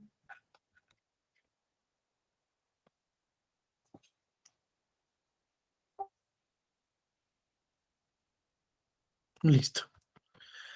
Vamos avanzando entonces. Fíjense, esto que hemos platicado nos lleva a un debate muy interesante sobre cuál es la relación entre el derecho internacional y el derecho constitucional. Y digamos que la Corte ha tenido como dos versiones de la relación entre derecho constitucional y derecho internacional de los derechos humanos. La primera, en esta acción de inconstitucionalidad 155 del 2007, donde la Corte expresamente dijo, fíjense, la existencia de este parámetro, que la Corte lo confunde con bloque, de conformidad con lo establecido por la Suprema Corte, no determina ex ante un criterio de jerarquía entre las normas que lo integran. Ello es así debido a que, de acuerdo con el texto del segundo párrafo del nuevo artículo primero constitucional, todas las autoridades, cada una de las autoridades, debe favorecer la protección más amplia para cada caso en concreto. Es decir, la lectura que da la Corte ahí es que, con independencia de la fuente, la autoridad siempre debe de buscar el mayor beneficio para el derecho. Siempre. Y esa pauta de interpretación te la da el principio pro persona. Solamente el principio pro persona, que tiene dos vertientes: criterio de selección normativa y criterio de selección interpretativa. El criterio de selección normativa es: tú puedes acudir a la Constitución o al derecho internacional con independencia de la fuente. Y el criterio de selección interpretativa es: siempre busque interpretar la norma o dándole el mayor beneficio o la menor restricción. Siempre. Evidentemente, cuando la norma esté vinculada con un derecho. Porque también la Corte ha dicho, no basta con que tú invoques el principio pro persona. Si no me dices cuál es la norma más benéfica o menos restrictiva, o la interpretación que debo de realizar en el caso en concreto para darle el mayor beneficio al derecho, el ejercicio interpretativo está equivocado, ¿no? Son mínimos que se tienen que cumplir para este ejercicio hermenéutico. Entonces, hasta ahí me parece que el ejercicio que había hecho la Corte era correcto. Constitución, tratados están a la par, criterio de selección normativa, incluso criterio de selección interpretativa, donde potencialices o maximices el derecho, y todo iba perfecto. Pero después vino la contradicción de tesis 293 del 2011. Y la Corte cambia el criterio, abandona esto que dijo en la acción 155 y dice ahora: como expresamente se estableció el artículo primero constitucional, en México, todas las autoridades todas las personas son titulares tanto de los derechos humanos reconocidos en la Constitución como de los previstos en los tratados internacionales que sean ratificados por el Estado mexicano. Lo que significa que, con motivo de la reforma constitucional, los derechos humanos reconocidos en tratados internacionales se han integrado expresamente a nuestro ordenamiento jurídico interno para ampliar el catálogo constitucional de derechos. Hasta ahí todo iba perfecto. La Corte había entendido relación Constitución-Tratados, que los tratados se constitucionalizaron y que efectivamente adquirieron jerarquía constitucional. La Corte lo había dimensionado de manera específica. La Corte incluso hizo una lectura asertiva del objeto y fin de la reforma constitucional del 2011. Sin embargo, viene la parte problemática, donde la Corte dice, pero, fíjense, en el entendido de que, derivado de la parte final del párrafo primero del artículo primero, cuando en la Constitución haya o exista una restricción expresa al ejercicio de los derechos, se deberá estar a lo que marca la Constitución. Ahí viene toda la ruptura, porque la Corte posiciona a la Constitución y sus restricciones en un privilegio dentro del ordenamiento. Y entonces desdibuja el tema del control de convencionalidad y también desdibuja el tema de la aplicación del principio pro persone. Porque si tú estás frente a una restricción constitucional, tu único parámetro de validez, ¿cuál creen que es? La Constitución. Solamente, oye, pero de repente dice Luis, bueno, pero sí estoy frente a una restricción, pero ¿qué creen? La norma de derecho internacional protege más. No importa, Luis, no la puedes aplicar. Solamente te tienes que estar a lo que marca la Constitución. Esto rompe con la lógica de la interpretación hermenéutica. Incluso, fíjense, le priva a los jueces la posibilidad discrecional de acudir a la norma más protectora. Porque un juez válidamente puede decir, a ver, yo tengo la restricción constitucional, perfecto. ¿Cuál les gusta? De las 89 restricciones que hay en la Constitución. La de los ministros de culto, ¿les parece bien? Los ministros de culto no pueden ejercer su derecho a ser votados. Es una restricción constitucional. Llega un planteamiento a la sala superior. ¿Cómo lo tiene que resolver la sala superior? Solo con lo que marca la Constitución, ¿no? ¿Pero qué creen? El artículo 23.2 de la Convención, que establece los criterios para restringir los derechos políticos, nunca habla del tema religioso. Les preguntaría, ¿qué norma es más benéfica? ¿La Constitución o la Convención? La Convención Americana. Sin embargo, fíjense, bajo un criterio hermenéutico de selección, el juez en materia electoral no podría prescindir de la Constitución para ir al derecho internacional, porque está sujeto, ya no se puede mover, ya no puede ser esta maniobra discrecional de decir, oye, pero creo que la Convención protege más, le protege más al ministro de culto que la propia Constitución. Entonces, en lugar de aplicar la Constitución, voy a aplicar la Convención Americana, porque es más benéfica. ¿Y están de acuerdo en que la Convención es Constitución? Sí, ¿no? A ver, los escucho. Gerardo. Sí, Doc, pero creo que en este caso voy a lo que le planteaba al principio. Creo que es el espíritu y la creación de la restricción en la situación histórica en la que ha vivido México en cuanto a la intervención del clero en la gobernanza del país. Pero ahí, yo te pregunto esto, ¿será suficiente? O sea, ¿el aspecto histórico es suficiente para... Pues hay muchas normas actuales que están atentas a los aconteceres históricos. Vamos a hablar, por ejemplo, de la cuestión de la resolución que comentó usted de la Sala Superior del Tribunal Electoral, de la cuestión de género, de que, bueno, hay que mandarle a los no binarios a los lugares de hombres porque históricamente hablando las mujeres han sido perjudicadas. Entonces, esas normas están sujetas al análisis de afectación histórica.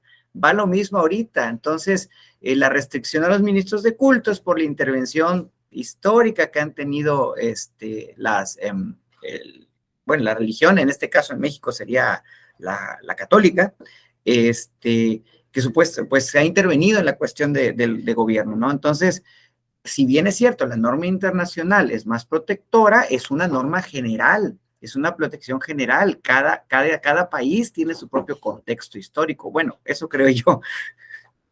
Pero fíjate, el partir del contexto histórico ha servido para que la Corte Interamericana no le entre al debate. ¿En qué tema? Por ejemplo, Castañeda Guzmán contra México. donde la Corte Interamericana dijo, a ver, en América Latina no hay consensos sobre si deben existir o no los sistemas de candidaturas independientes. Dijo, entonces mejor no le entro al debate. Si México quiere regular las candidaturas independientes, que lo haga. Y si no, pues nos quedamos con el sistema de partidos políticos. Ahora, yo sí creo, Gerardo, estoy de acuerdo en que la restricción tiene un contexto histórico, de acuerdo. Pero creo que hay que analizar si el contexto histórico es suficiente para la restricción. Porque es una restricción absoluta, ¿eh? O sea, no puedes participar, ministro de culto, bajo ninguna circunstancia. Y condiciona, dice el segundo párrafo de ese artículo 130. Si quieres participar, tienes que dejar de ser ministro de culto, separarte totalmente de la iglesia. Si quieres participar y ejercer tu derecho a ser elegible. Entonces es una restricción absoluta. Algo que dice Aaron Barak es que las restricciones absolutas en los contextos democráticos no son válidas. No puedes dejar sin contenido un derecho. Porque ahí se deja sin contenido, ¿están de acuerdo? O sea, ministros de culto, tú no lo puedes ejercer ese derecho. O sea, los demás sí, pero tú no. Entonces, habrá que ver si el contexto histórico es suficiente para soportar la constitucionalidad de la restricción. Más allá de que, ojo, México tiene una reserva interpretativa, para ese tema. O sea, México no cumple la convención respecto a los ministros de culto. Pero ¿qué creen? Las reservas interpretativas también están sujetas a control. Lo dijo la Corte Interamericana en el caso Radilla Pacheco contra México, donde México tenía una reserva interpretativa del fuero militar y se declaró la inconvencionalidad del fuero militar. Entonces también está sujeta esta. No está lejos el caso, ¿eh? Sería muy interesante que este caso llegara al sistema interamericano para ver qué dice la Corte Interamericana. Yo creo que hay dos respuestas de lo que puede decir la Corte Interamericana. Una, margen de apreciación nacional, que es la salida fácil. En América Latina no hay consensos de si los ministros de culto deben de participar. México, tú decídelo. Creo que esa sería la salida fácil, para no meterte en mucho embrollo. La salida difícil es, analiza la restricción. ¿La restricción es convencionalmente válida o no lo es? A través de un test de proporcionalidad, como lo ha hecho la Corte Interamericana en otros casos. Este caso sería muy interesante para hacer un control de convencionalidad. Abel, ¿querías mencionar algo? Adelante. ¿No? Ok, Gerardo. Gracias, Doc. Nada más rápido. Yo creo que no se meterían en ese asunto porque usted sabe que si abre se abre la ventana, se abre la puerta. Entonces, ¿qué bastaría con la restricción a los funcionarios? Porque es una restricción absoluta también, la obligación de separarse de los cargos. Claro. Entonces, pedirían analogías, ¿no? Bueno, ¿por qué al ministro de culto no lo obligas a separarse? Entonces yo tampoco tendría que estar obligado. Y el razonamiento de la influencia en la gente y la utilización de recursos podría ser similar. Y yo creo que se irían por lo que usted dice, ay, velo México, ay, arréglate tú con tus broncas, ¿no? Sería la Pero fácil. fíjate, hoy en día para el tema de la reelección no estás obligado a separarte. No, sí, tiene usted razón, para la reelección no, pero los demás casos sí. Claro. Entonces, esa es una excepción a la norma. Creo que hay que repensarlo, ¿no? O sea, yo también creo que en el contexto contemporáneo la religión ya no tiene el mismo peso que tenía antes. Salvo lo católico, que creo que tiene un peso específico muy importante, yo creo que ya no juega un papel tan relevante. Y estaría interesante, ¿no? Que los ministros de culto le entraran al tema del derecho a ser votado, a ver si tiemblan un poquito los partidos políticos con eso, ¿no? Porque lo cierto es que las candidaturas independientes, no me van a dejar mentir, son una falacia. O sea, para que un candidato independiente llegue a un cargo de elección popular es sumamente complejo, ¿no? De entrada, el apoyo ciudadano. Raro es el candidato independiente que logre el apoyo ciudadano, porque es un tiempo muy corto donde le piden miles y miles de firmas y aparte le ponen miles de obstáculos para que se pueda registrar, ¿no? Y luego ya que llegan, tiene un obstáculo mayor, el financiamiento. Tú nada más puedes gastar $1, pero los partidos políticos pueden gastar 100. Y dice el candidato independiente, bueno, ¿y qué voy a hacer con $1? ¿No? Entonces sí creo que hay que repensar el tema, porque el sistema de partidos políticos está en crisis, totalmente. Mientras que el sistema de candidaturas independientes no nos sirve para mucho, porque también es una realidad, los candidatos independientes que llegan no tienen los mejores perfiles a veces. Entonces la ciudadanía tampoco se anima a votar por ellos porque dicen, pues, ese era el candidato del partido que de repente se salió porque no le dieron el hueso y ahora es candidato independiente. Pues no es un ciudadano en realidad. O sea, un ciudadano de una comunidad que se preocupe de manera diferente por lo que hacen los partidos políticos. Entonces, habrá que repensarlo, ¿no? Sería interesante que los ministros de culto por ahí pudieran participar y ponerle un poco de más sabor a los procesos electorales, ¿no? Porque eso sí, tenemos muchas reglas muy absurdas, muy absurdas. O sea, el sistema jurídico mexicano en los últimos años se ha plagado de reglas que creo que no fortalecen el debate democrático. Por ejemplo, se anuló una elección en el anterior proceso electoral porque un candidato salió con un estandarte de la Virgen de Guadalupe y un alto cargo de la iglesia, así lo voy a decir, salió a apoyar a un candidato en el estado de Jalisco. Y se anuló la elección por eso. ¿Sí? Hay que repensarlo, ¿no? O sea, yo entiendo el principio de separación iglesia-estado, la relevancia que puede tener la iglesia, pero el hecho de que haya salido un alto cargo de la iglesia a decir, vota por fulanito, ¿ya por eso ganó la elección? No lo sé. Ya no estoy tan convencido como hace 50 años, tal vez. Entonces, hay que repensar este tema sin lugar a dudas. Dice Abel, considero que debería tener el peso en el financiamiento a partidos, la antigüedad de estos y su porcentaje de votos. Creo que lo correcto es que se reparten partes iguales. Sí, totalmente. De hecho, está debate, Abel. De hecho, es uno de los elementos que se van a debatir para la reforma electoral, ¿no? Que es una reforma electoral que ya tendría que estarse votando, ¿no? Porque ya va a entrar el principio de veda normativa y si no se aprueba en próximos meses ya no se va a poder aprobar nada, ¿no? Habrá que ver si hay las condiciones para esa reforma electoral o no. Bien, ¿hasta aquí alguna duda o pregunta? ¿No? ¿Ninguna? Les quiero dejar una lectura se las voy a mandar aquí en el chat.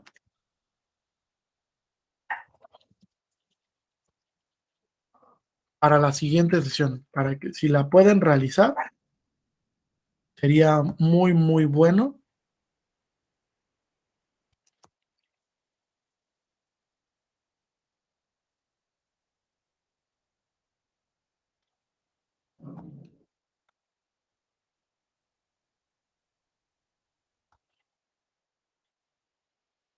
Son 30 paginitas, si tienen ahí un espacio y les interesa.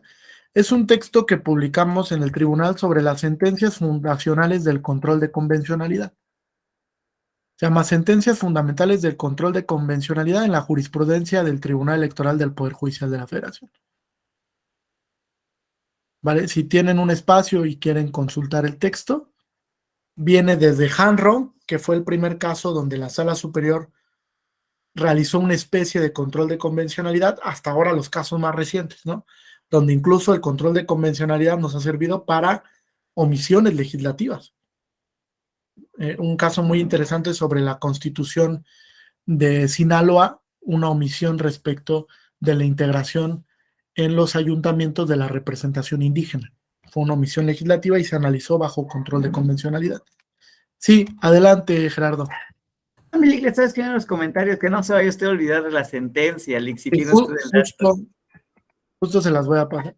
Gracias.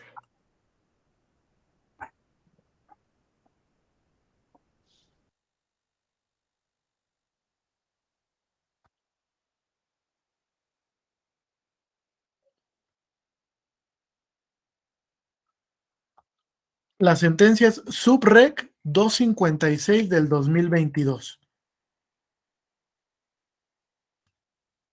Subrec 256 del 2022. ¿Vale? Y básicamente para la determinación, pues se ocupó tanto el principio de igualdad como el principio de paridad de género, para tratar de establecer que de esta manera se armonizaba la paridad con las acciones afirmativas en materia de diversidad sexual y que por ello las personas no binarias tenían que ocupar los lugares para hombres y no los lugares para mujeres, ¿no? Analícenla. Hemos tenido una lectura muy abierta en la sala superior de diálogo ciudadano, de crítica, ¿no? De crítica reflexiva. Decir, a ver, puedes estar de acuerdo, ¿no? Con una sentencia, pero críticalo objetivamente. O sea, dime por qué estuvo mal la sentencia o por qué compartes el criterio, ¿no? Hay un texto que se llama Ni tribunal ni electoral, ¿no? Que es una crítica a sentencias emitidas por la Sala Superior en el proceso electoral 2021-2022. Lo publicó el Instituto de Investigaciones Jurídicas. Está muy interesante.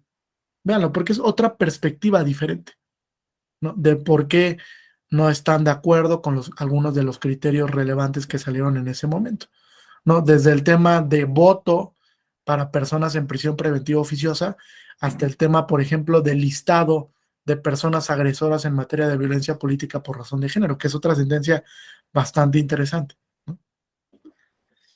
Bien, ¿algún comentario, pregunta, duda?